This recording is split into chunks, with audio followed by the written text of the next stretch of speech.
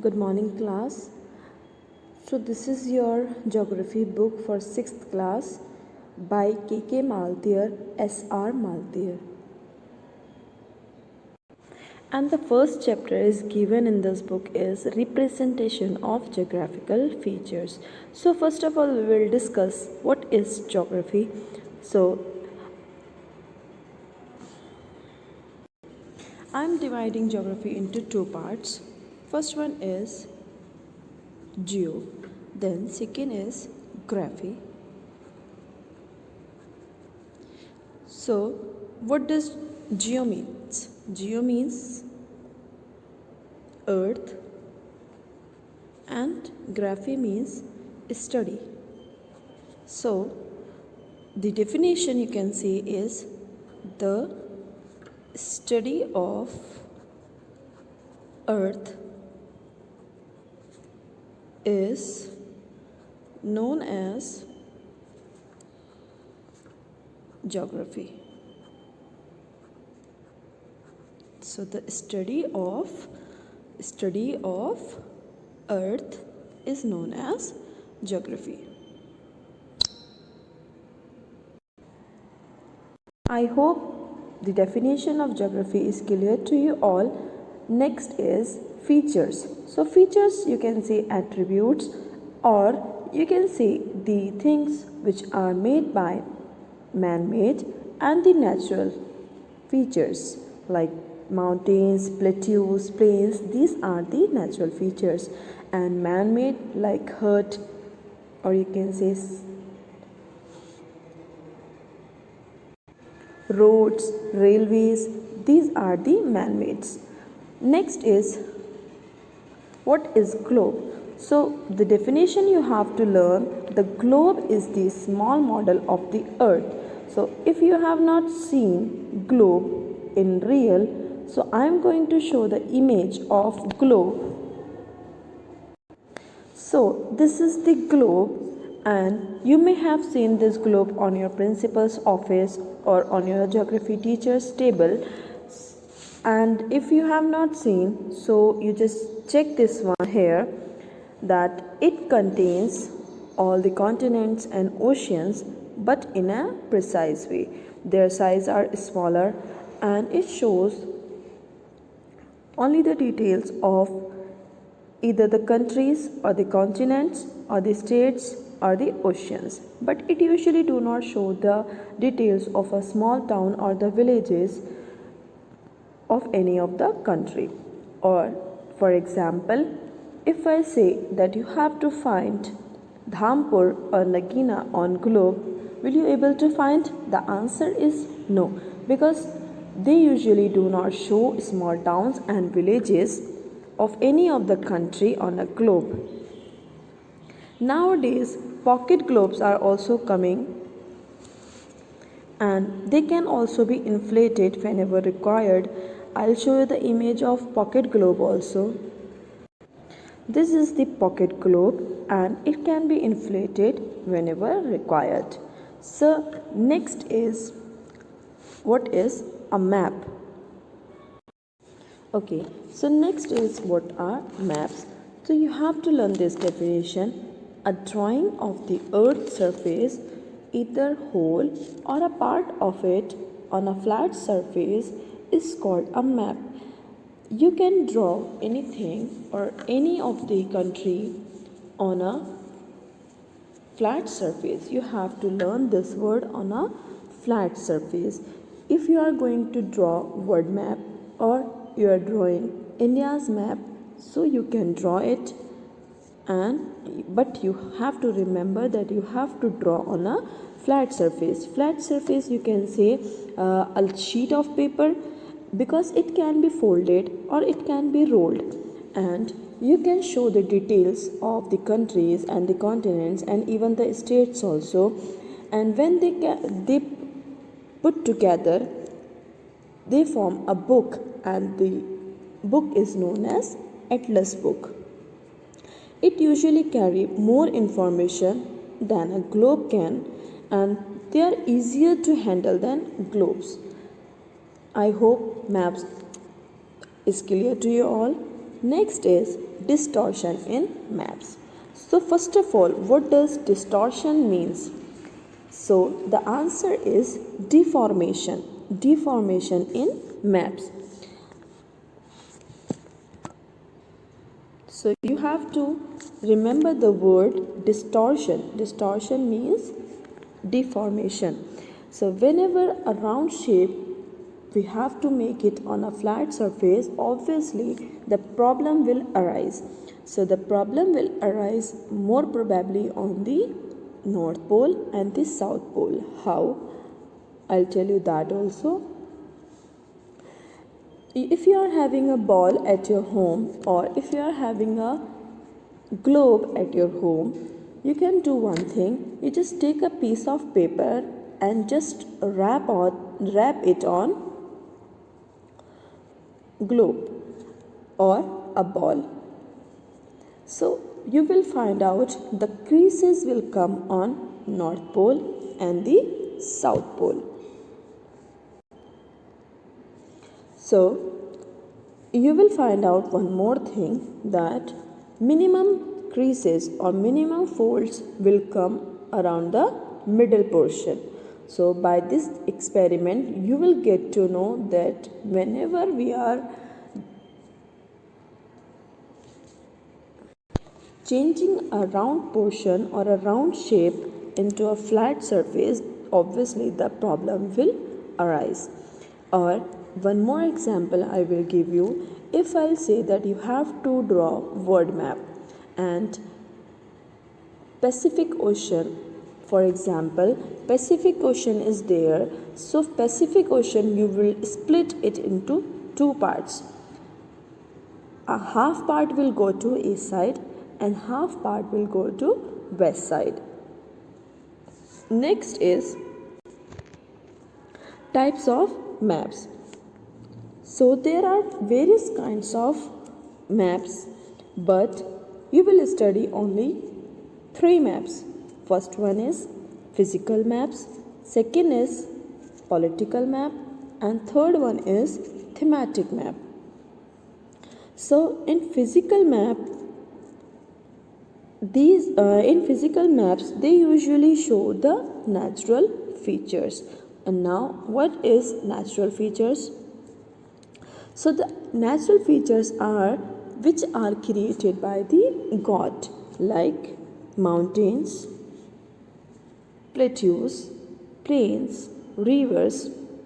They are known as physical maps. Next is political map. So the political maps means the maps which shows boundaries of countries and of the states within the countries. You have to learn this one line: show boundaries of countries and of the states within the countries. Then it also shows the location of cities and towns. Show the location of cities and towns. You have to remember this thing. It shows boundaries of countries and of the states within the countries. Within the countries, you have to remember the term within the countries. And even it shows the location of the cities and towns. Next is thematic map. So they show weather condition, types of soil, types of vegetation, even the distribution of minerals, industries and resources. When the map shows, it basically shows on a theme.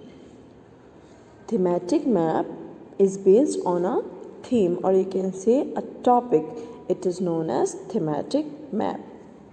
Next is difference between maps and globes. So whatever we have discussed in this chapter about maps and globes, now we will learn the difference between maps and globes.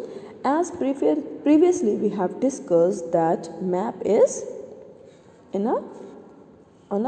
map is flat and globe is round. So the first difference is map is flat and second the globe is round. Next is Map may show the whole world.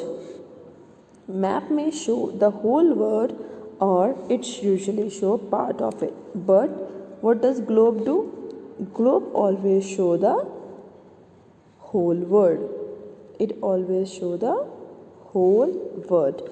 The difference between maps and globe is that a map can show whole world also or part also, but what does globe do? It always show only the whole world. It cannot show part. Next is the shapes of the continents and oceans. Shape of the continents and oceans, especially those who are near the poles. So they got distorted. I told you this one also. They usually got distorted in maps, but in globe there is no distortion. In globe there is no distortion. We usually do not deform the globe. Next is a map can show more details. So again the same thing, that map shows more details because it can show even the towns, cities, but globe cannot show that. So globe do not give the more information. Next is globes cannot be carried around easily. So we know this thing also, that globes we cannot carry with us every time, but maps we can carry because it usually can be rolled and even it can be folded, so we can keep with us every time. They also can be seen on devices like computers. Nowadays, even on mobiles, we can find out on Google Map. If you are having a smartphone, then you can search Google Map, and wherever you want to go, you can go from finding the location from one place to another. Nowadays, technology has improved a lot, and we are having so many facilities in our mobile, and Google Map is very easy and convenient to use. Next is, what is a scale? So, what is scale? First of all, you have to learn the definition, that the relation between the distance on the map and the corresponding distance on the ground is known as scale. Again, I am repeating. Scale is the relation between the distance on the map and the corresponding distance on the ground is known as scale. For example, if I'll say that you have to mention all the details of Nagina to Dhampur, so you will not be able to show all the details in kilometers on maps. So to make it easy, we will convert kilometer into centimeter by scale. Okay, so scale, there are three ways to indicate scale on a map. First one is by a graduated straight line, second is by a statement, and third one is by RF. RF is very important, but you will learn this one in higher classes. Here you will learn only about what is scale, and it can also be given in words, means by a statement. Okay, so I hope this scale is clear to you all. Next, we will move on the heading, that is scale and size of a map. So, the size of a map always depends upon the scale you choose. If you are going to choose 1 centimeter on the map, so it will represent 1 kilometer on the ground. It totally depends upon you what you are going to choose. Again, if you are choosing 6 kilometer on the map, so you are choosing 6 centimeter on the 6 kilometer on the ground and 6 centimeter on the map. So it totally depends again on you what you are going to choose.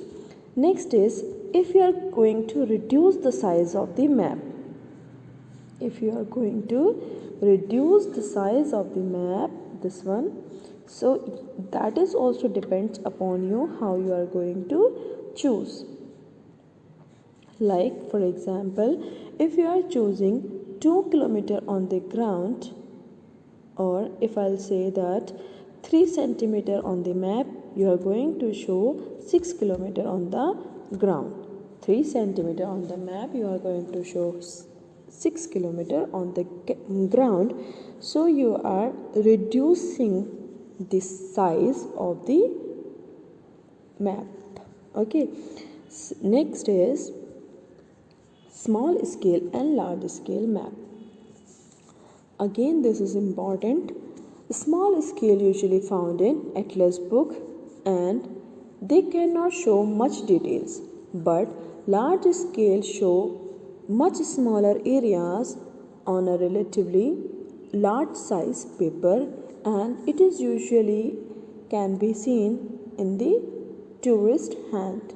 Tourists used to keep with them large scale map because it shows more features. You have to remember this thing.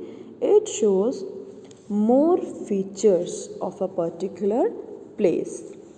Okay, so next, the definition, which is very important because in exam it used to come. You have to learn this definition, that a large scale map showing both man-made and natural features. So you have to remember this all three words. Three words means large scale map. I am showing you this also. Large scale map, second is man-made, and third is natural features.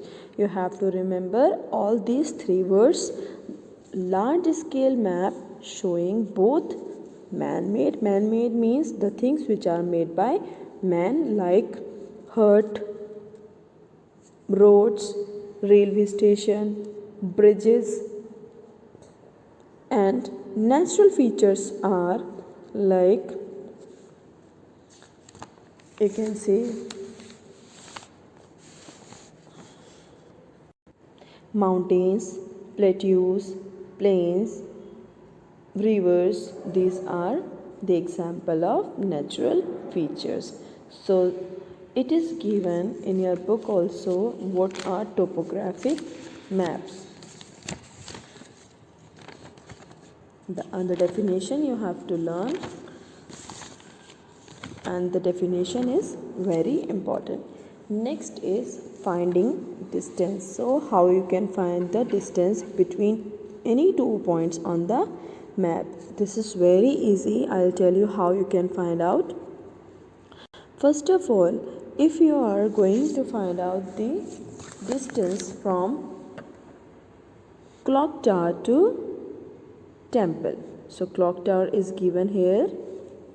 I'll show you where.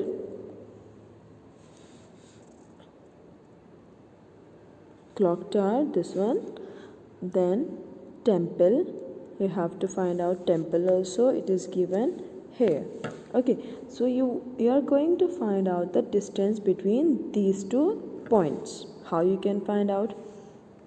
You can use a ruler to find out this distance between D and E. If you will keep a ruler here, you will get to know that the answer will come in centimeter, that is 4 centimeter. And here they are telling that the meters are given in the ratio of 100. Okay, so what you will do, you will multiply 4 into 100. So your answer will come 400 meter. So in this way you can find out the distance between D and E by a ruler. Okay, next is If in case the road is not joined, or you can say the road is not a straight road, so how you can find out the distance between any two places? For example, you have to find out Kunal's house, or you have to find out the distance between Kunal house to health club. Okay, so how you will find, because this is not a straight line, how you can find out? I'll tell you that also. First of all, you will take the measurement of AB, then BC, then CD, last is DG given. So what you will do, you will just write down all the distance, and you will add this one and this one and this one. So you will add all these, and what you will do, you will write down the total distance. Okay, you will write total distance. If it is coming 11.2 centimeter, so what you will do, you will multiply 11.2 centimeter into 100. So your answer will come 1120 meters. So by this way you can find out the distance if the roads are not joined, or you can say if the road is not in a straight. That's all for today. In next period we will discuss about the directions and conventional symbols.